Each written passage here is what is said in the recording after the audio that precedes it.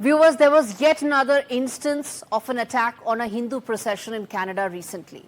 This time there were eggs that were thrown at a Rath Yatra in Canada. Well, nothing new. It is part of a pattern. It is part of a pattern that is becoming more regular, more frequent, with Canada now becoming the hotbed of Khalistani terrorism, targeting India and targeting Hindus. And we will tell you how it started, who is funding this, how big a security threat it has become for India. And make no mistake, what endangers India today is set to destabilize Canada tomorrow as well. And that's why it's important to decode this fault line, viewers. Let's first start.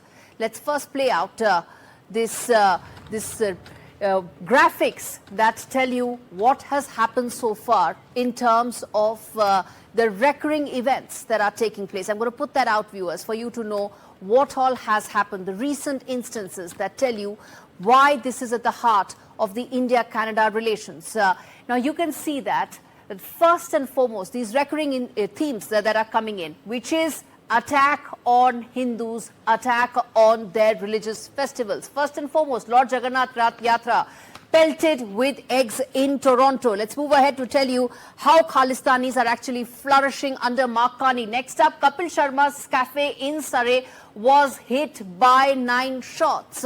Next, as we decode why this is a pattern, why this is happening again and again, in British Columbia legislature, there was in fact a red carpet that was rolled for pro-Khalistani singer Jazzy B. So as you can see, viewers, this is not a one-off event. There are instances that are happening regularly, which is why this fault line is defining Canada today and is going to define the relationship between India and Canada as well. Let's move ahead and tell you how Modi effigies were actually cage-rolled in Khalistan rally. Then there was a Gurudwara that was vandalized. Then there was also a Sukh Dhaliwal who was seen with Khalistani flags. And he is in fact the same MP, viewers, who actually last year started this whole campaign that was about he wants to sponsor a petition which is going to once again relook as far as the 1984 Air India bombing is concerned. Essentially panning and fanning the same sentiments that Khalistanis have been all along saying,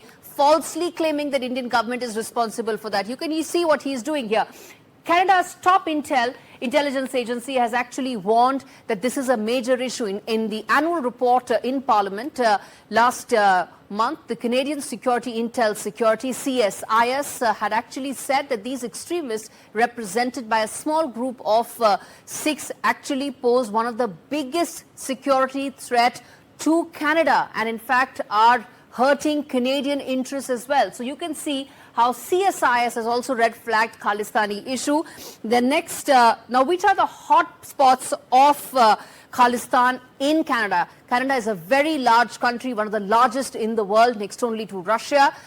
And there are pockets where the Khalistani separatists are calling the shots. Which are those? Brampton, Surrey, Greater Toronto area and Metro Vancouver. This is where they are located, where they are powerful economically and politically as well, which is why it's important to note about this. But there are some voices, some moderate voices that have come to fore in this, and you are looking at some of these, Navdeep Bens, Ruby Sahota, Raj Grewal, Ravi Kahlon and Gurmant Grewal.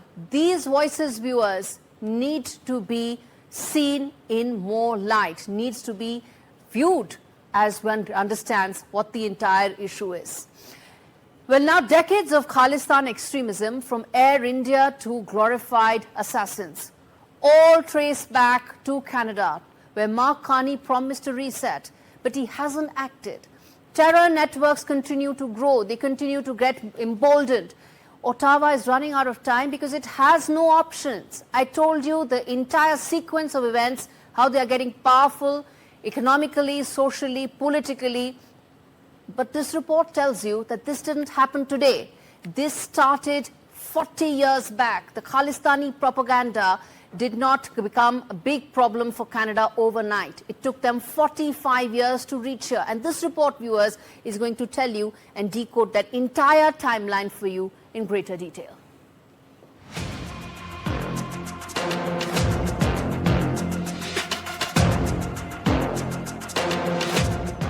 The The Khalistan movement, the so-called quest for a Sikh homeland, was propaganda born in pain, nurtured by partition, and globalized by violence.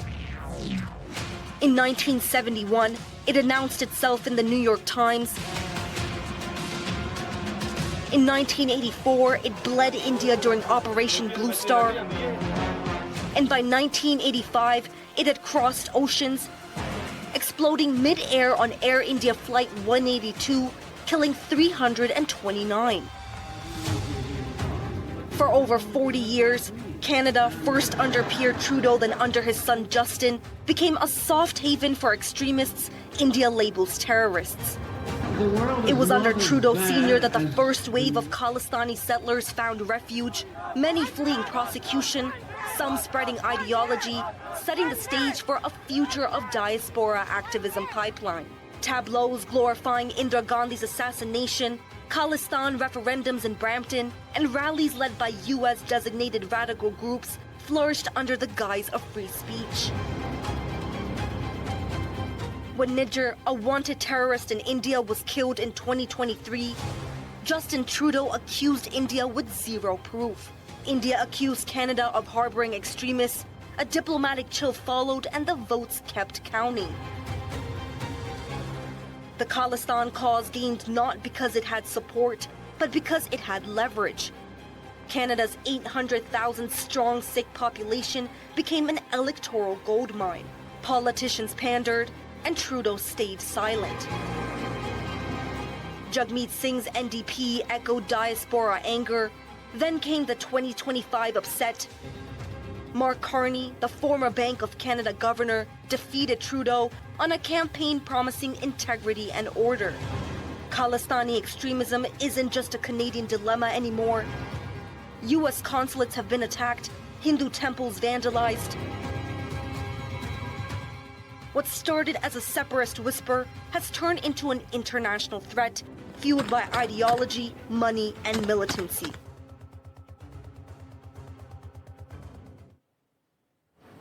So viewers, to understand this fault line, we took you through and walked you through the sequence of events. Then we told you how this is not a new phenomenon. This report told you how it goes back to Trudeau Sr.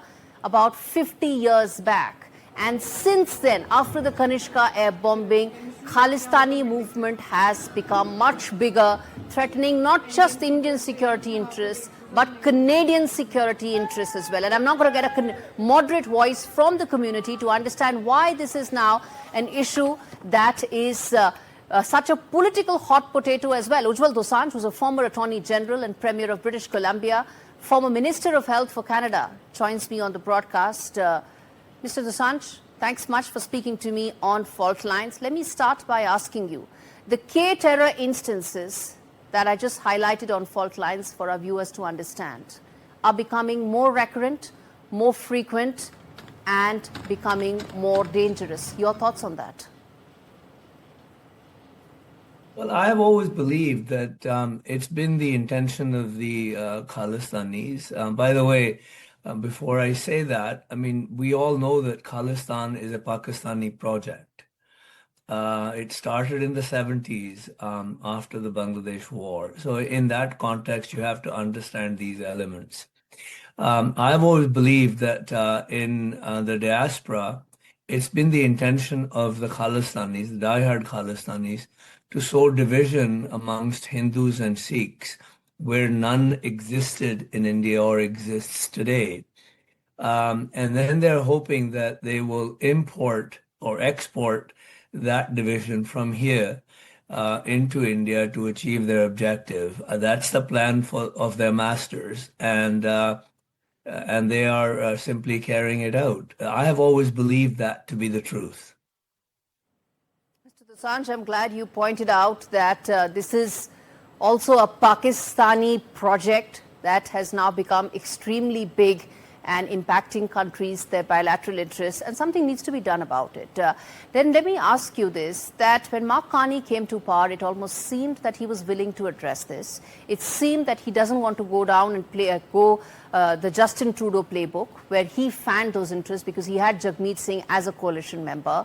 But that doesn't seem to be the case. Looks like Mark Carney is pretty much following Justin Trudeau's script.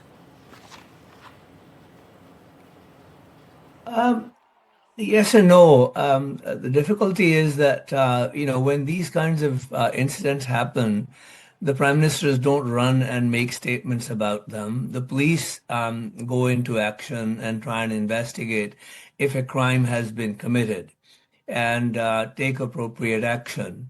I think generally speaking, sometimes politicians do speak out on the freedom of expression, and Hindus doing their annual parade or yatra is their right, just like others do their marches annually or otherwise, and therefore any interference.